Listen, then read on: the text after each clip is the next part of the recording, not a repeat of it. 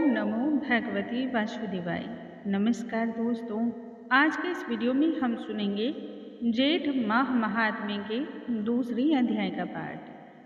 जेठ माह के महात्म्य से मनुष्य को सभी प्रकार के सुख की प्राप्ति होती है तथा रोग दोष शोक से मुक्ति मिलती है। जेठ माह में विभिन्न प्रकार के दान और पुण्य जैसे कर्म किए जाते हैं, परंतु कोई भी मनुष्य किसी भी कारणवश दान पुण्य या फिर इस प्रकार के धार्मिक कार्यों को करने में प्रतिदिन असमर्थ पाता हो, तब यदि इन महात्म्य का श्रवण मात्र कर लिया जाए, इतने से ही श्री हरि की कृपा प्राप्त हो जाती है। शुद्ध तथा पूर्ण समर्पण के भाव से जिसने भी इन महात्म्य का श्रवण किया है, उनके जीवन में सुख संपदा की कभी कोई कमी नहीं रही है। आइए श्री हरि का ध्यान करते हुए आज के इस महात्म्य को हम आरंभ करते हैं। बोलो भगवान श्री हरि की जय, स्वामी नारायण की जय।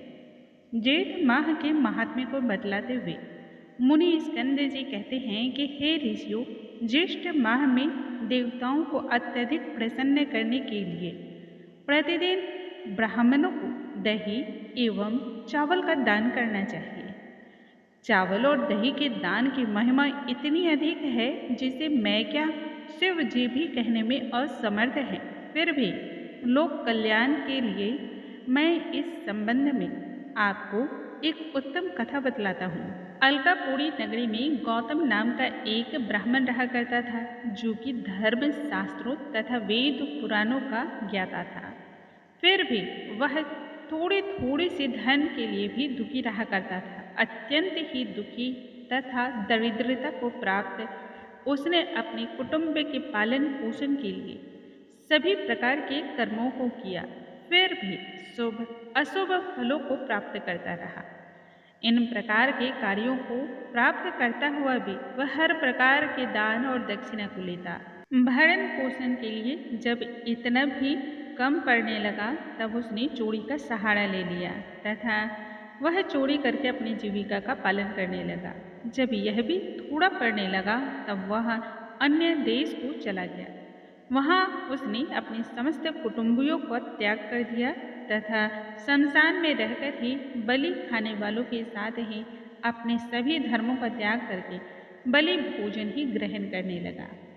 शक्तिहीन वृद्धा अवस्था में जब वह जा पहुंचा, तब अत्यंत ही जीर्ण हो गया तथा उसके शरीर की समस्त शक्ति नष्ट हो गई। समय इसी प्रकार से व्यतीत होता गया। अब उसकी अवस्था और ज़्यादा जीर्ण होने लगी। शरीर जवाब देने लगा। तब उसने दूसरे नियम को अपनाया। भोजन करने के पश्चात जो कुछ भी बचा खुचा रहता है, वह सभी समस्त चीज़ों का बलिदान उसने अन्न के रूप में अन्य प्रकार के काक तथा दूसरे पक्षियों को देकर आरंभ किया। तत्पश्चात स्वेच्छा से वह भी उन भोजन को किया करता था। इस प्रकार से ज्येष्ठ माह में उसने बलिदान दिया। अनजाने में ही उस धर्मात्मा के हाथ से एक पुण्य कर्म हो गया। इसी पुण्य कर्म के पश्चात ही कुछ समय के उपरांत उसकी मृत्यु हो गई और तब यमदूतों ने आकर के उसको पास में बंधक बनाया। फिर उसको यमपुरी की ओर जब ले जाने लगे, तब वह रुदन करने लगा।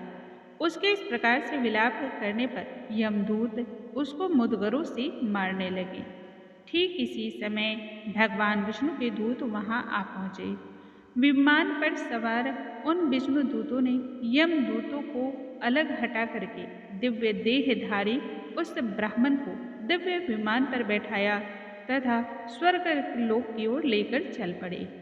यमदूत उस ब्राह्मण का सब वृत्तांत कहने के लिए यमराज के पास गए और कहने लगे कि हे प्रभु, जब हम उस पापी ब्राह्मण को लेकर के आपके समीप आ रहे थे, तभी वहाँ पर विष्णु जी के परम भक्त आ पहुँचे। विभिन्न प्रकार से हमें डरा धमकाने के पश्चात वह उस ब्राह्मण को अपने साथ लेकर चले गए, क्योंकि वे लोग स्वामी से युक्त हैं और हम नाथ से हीन हैं।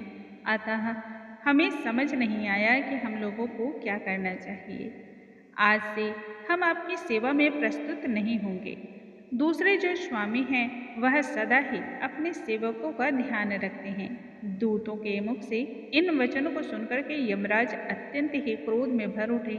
शीघ्र ही भैंसे पर सवार होकर के वह उस स्थान पर जा पहुंचे जहां भगवान विष्णु के दूत मौजूद थे। वहां पहुंच करके यमराज ने उन्हें खूब प्रताड़ित किया। तब वे सभी भय खा करके भगवान विष्णु के उस विमान को छोड़कर भाग खड़े हुए। उन्होंने भगवान विष्णु के पास जाकर के सारे समाचार को कह सुनाया। समाचार से अवगत होते ही भगवान विष्णु क्रोध से लाल हो उठे। गरुड़ पर सवार होकर के तुरंत ही वह भी यमलोक की ओर प्रस्थान कर गए। वहां उन्होंने इंद्र तथा अन्य सभी देवताओं को साथ लेकर के युद्ध यमराज से आरंभ कर दिया। उस युद्ध के टंकार से तीनों लोक कंपायमान हो रहे थे। उस समय भगवान विष्णु के जितने भी देवता थे जो उनके साथ थे, दूत थे, वह सभी यमराज के डर और भय से वहां से भाग खड़े हुए। भगवान विष्णु उस समय इतने अधिक क्रोध में थे कि अपने चक्र के द्वारा यमराज का वध कर दिया। तब देवताओं ने ब्रह्मा जी को आगे करके भगवान विष्णु की स्तुति की एवं उन्हें प्रसन्न किया। स्तुति से प्रसन्न होकर के भगवान विष्णु ने फिर पूछा, तुम लोग किस कारण हेतु मेरी स्तुति कर रहे हो? तब सभी देवता हाथ जोड़कर कहने लगे, हे प्रभु, आप तो जगत के पालनहार हैं। यमराज के मृत्यु के पश्चात संपूर्ण व्यवस्था ही डगमगा जाएगी। अतः इस संपूर्ण सृष्टि के सुचारू रूप से चलने के लिए यमराज का जीवित रहना अति आवश्यक है। भगवान श्री हरि ने प्रसन्न होकर के यमराज को जीवन का दान दिया।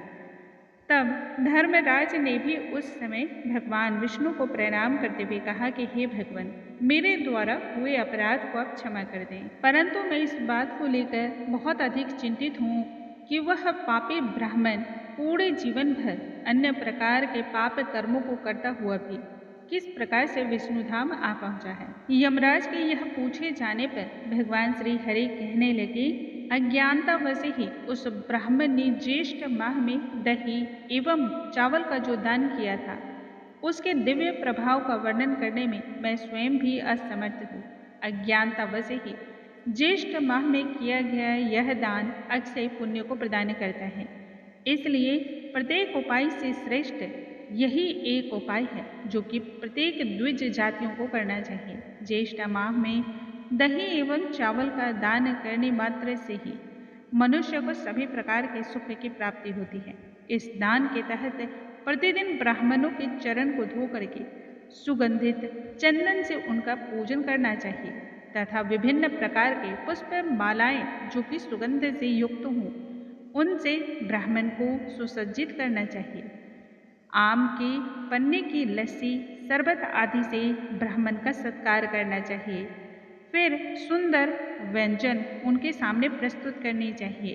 पंखे के द्वारा हवन करनी चाहिए और इसके पश्चात दही और चावल का दान करना चाहिए। हे ब्राह्मणों, यदि कोई भी मनुष्य या कोई भी प्राणी इस प्रकार से ज्येष्ठ के माह में स्नान करता है, दान करता है और ब्राह्मणों की पूजा करता है, वे सभी लोग भगवान श्री हरि के परम धाम को प्राप्त होते हैं। हे प्रभु, जो भी इन कथाओं को सुनने वाले हैं, जो इन कथाओं को कहने वाले हैं तथा हुंकारा भरने वाले हैं, उन सभी पर सदा ही कृपा करना। बोलो भगवान श्री हरि की जय, स्वामी नारायण की जय।